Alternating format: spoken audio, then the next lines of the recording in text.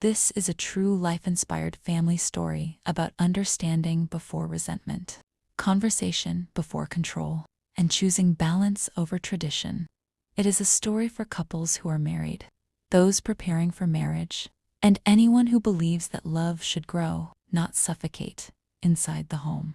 I married a good man, hardworking, responsible, and intentional about building a future.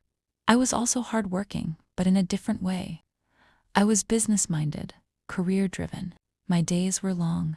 My mind was always calculating, planning, creating, not because I was proud or lazy, but because that was how I was wired.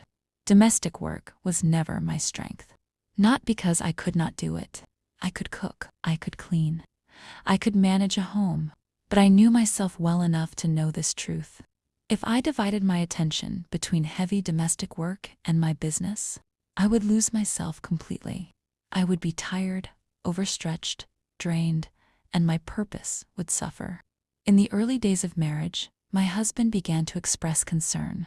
Why is the house always like this? Why can't you handle these things the way other women do? Those words were not said with wickedness. They were said from expectation. Expectations society had handed him without explanation, and I could feel the quiet tension building.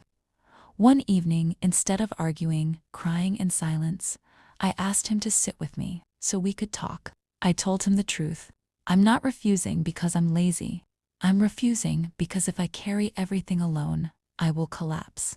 If I collapse, this marriage will suffer. My business will suffer. Even you will suffer. I explained how my mind works, how exhaustion shuts down my creativity, how being stretched too thin would make me bitter, not better. I told him, if you force me into what I am not built for, you may win the argument but lose the woman. He listened. That night, something powerful happened. My husband chose understanding over control. He said, "This is not what will destroy our home. Let's find a solution." And we did. We hired a nanny. The heavy domestic work was covered. I still participated, just not the draining parts. I focused on my business. He focused on his own work. And instead of resentment, peace entered our home. Instead of competition, we became partners. I flourished. He flourished. Our home flourished. That decision saved us from years of silent anger, because marriage is not about forcing roles. It is about aligning strengths. Sometimes, the real problem in marriage is not the issue itself. It is the refusal to talk, to understand,